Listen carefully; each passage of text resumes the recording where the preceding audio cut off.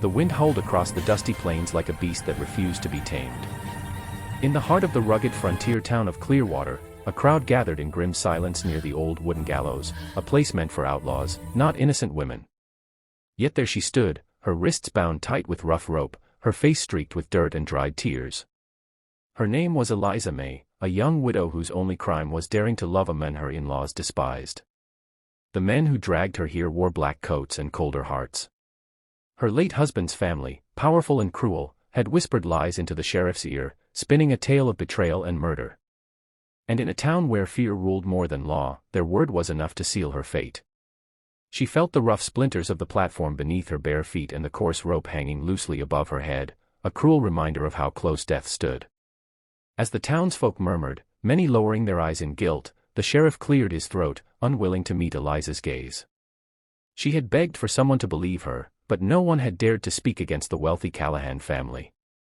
The noon sun scorched overhead, making the air thick and dry. A raven perched on the gallows beam, a dark omen, some whispered. Eliza's heart pounded like a wild drum. Her knees trembled, not from fear of death, but from the brutal betrayal of those who should have protected her. Just when the sheriff raised his hand to signal the hangman, the sound of hoofs thundered through the silence.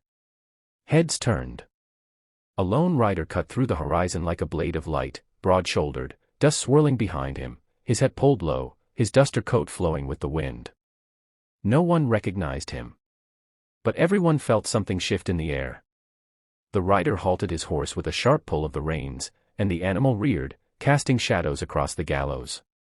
His piercing blue eyes scanned the crowd before locking onto Eliza. "Stop," his voice thundered like rolling storm clouds. Even the sheriff flinched. The stranger dismounted, moving with the kind of confidence that came from surviving countless fights and winning every one of them.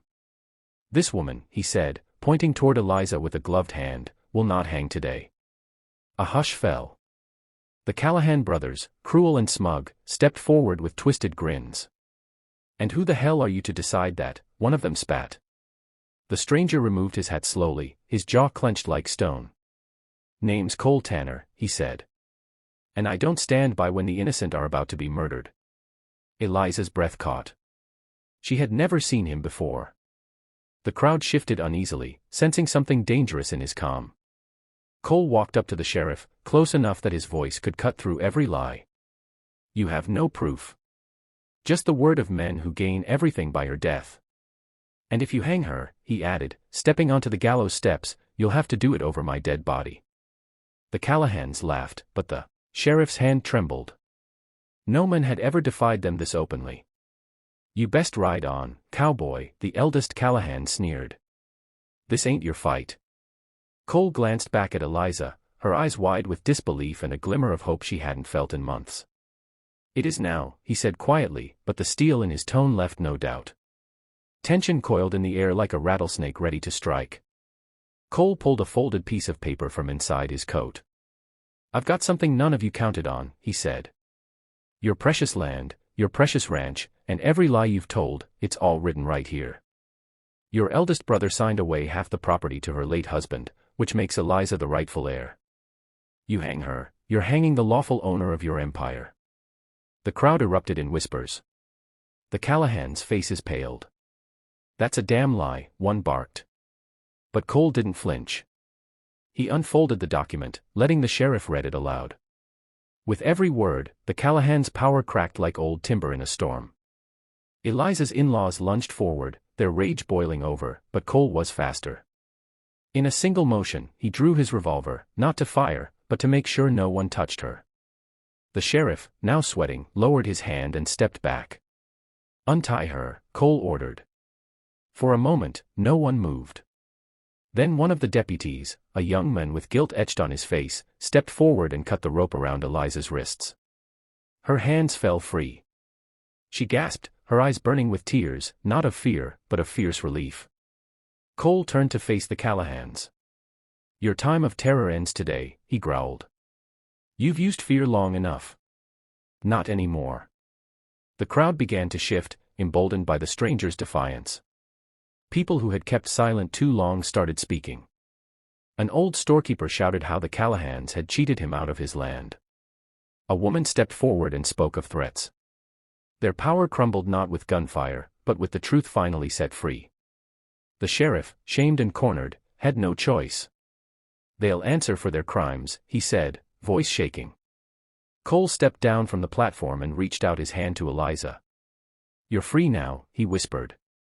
She hesitated only a moment before placing her trembling hand in his. As the sun dipped lower, painting the sky in gold, the noose swung empty in the breeze, a silent witness to justice taking root where despair once reigned. They walked through the crowd together, the same people who had once turned away now parting to let them through with quiet respect.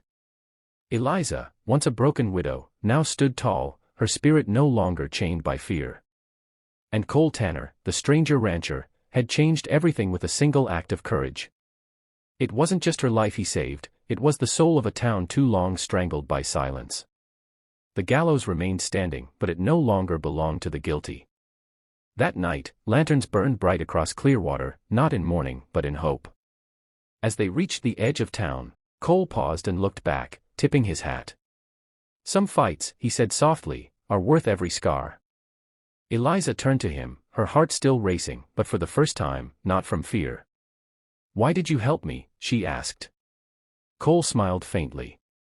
"Because someone once helped me when the world turned its back. And you deserved better."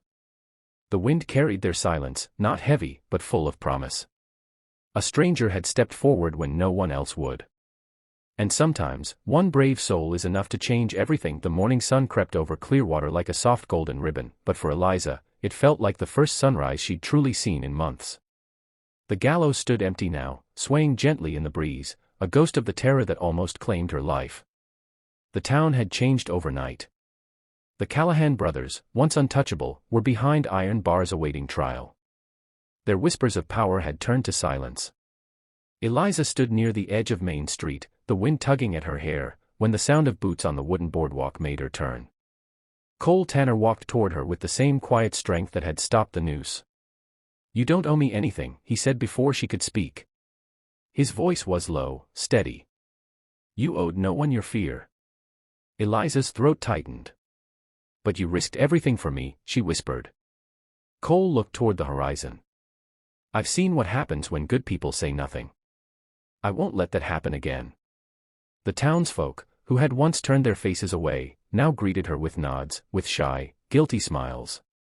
Some offered bread, others warm words.